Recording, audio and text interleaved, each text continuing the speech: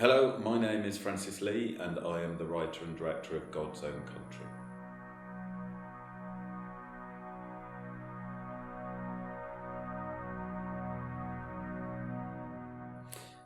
I think in God's Own Country I wanted to tell the story of somebody who was going to go on the journey to be open enough to love and be loved. I always wanted to write specifically, but I never felt confident enough to sit down and do it. I always wanted to direct. I was a very avid stills photographer, took a lot of photographs and always felt I looked at the world through a lens.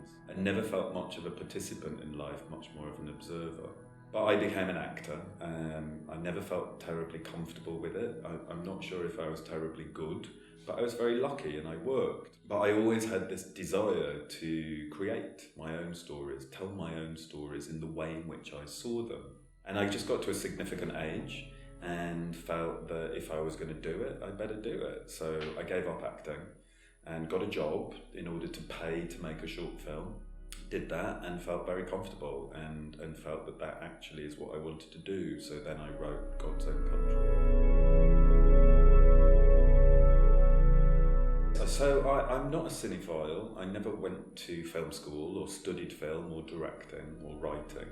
So my big influences came from big Hollywood studio movies of the 1980s. And in particular for this film, that would be An Officer and a Gentleman, Pretty Woman, Working Girl, big kind of romantic kind of films that the characters went on this journey about discovering love and relationships. In terms of the style of the film, I'm a huge fan of the Dardenne brothers and a huge fan of Jacques Audiard, and I think there was some influence there. But in the story itself, they were much more about these big Hollywood romances.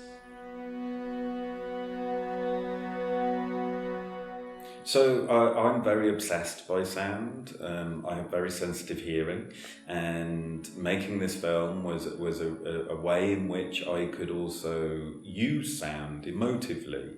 I don't really respond to music, as it were, but I do respond to the natural sound.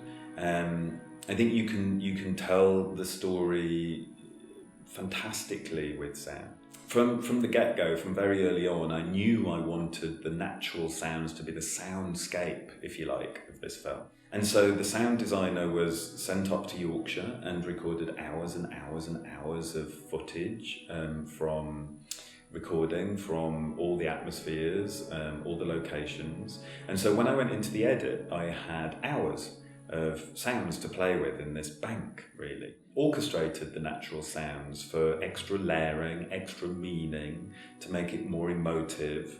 So although the sound is the natural sound, it is actually built from scratch. You know, to use wind sounds to add emphasis, to use bird sounds. They're all very specific, and the timing of them within the film is very specific.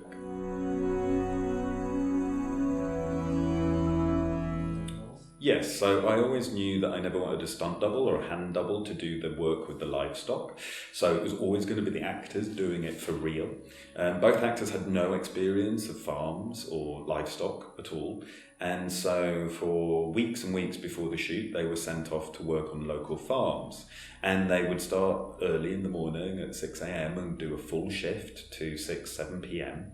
And they learned how to do everything. They learned how to birth lambs, how to build dry stone walls. Alec, who plays Georgi, learned how to make cheese, because he was going to make cheese in the film. And they became incredibly proficient at doing all this work.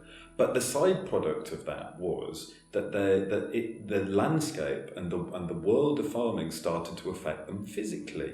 They got tired, they got cold, they got bored, they got wet. And that started to affect how they were with their bodies. We used that to push that into their characters, to make it feel even more like they had spent their lives living on hills like this. I think because we prepared so much before the shoot, most of the scenes were fairly efficient. being shot. I think the hardest one to shoot really was the one where they go swimming in the pond. It was meant to be this incredibly joyous occasion, fun, the first time you'd really seen Johnny have a lot of fun and laugh, and but it was freezing. It was so cold, and it was snowing, and they had to strip off and get into the water, and I knew they would only do that once, very quickly, so that was tough. The way in which the film is connected to people, and a huge broad spectrum of people, regardless of age or gender or sexual orientation or race, that the way in which people have really connected to the characters and the emotion at the heart of the story has been incredible to see. There are people who have seen this film 10, 12 times. There are groups of people who now meet to discuss it, who met through watching the film. Friendships have been made and relationships have been formed from people discussing it on social media and then meeting up. I guess one of the most surprising things is the fanaticism around Georgi's jumper. So Georgi wears this jumper in the film, and there's been, people have gone out and they have bought the jumper, they wear the jumper, they talk about the jumper, they talk about the jumper's significance. And that's been amazing, because I did think about that jumper a lot, and I thought about the colour of it and what that meant, and I thought about what it represented to him and to Johnny, who then puts the jumper on at some point. I think that jumper is selling out in shops.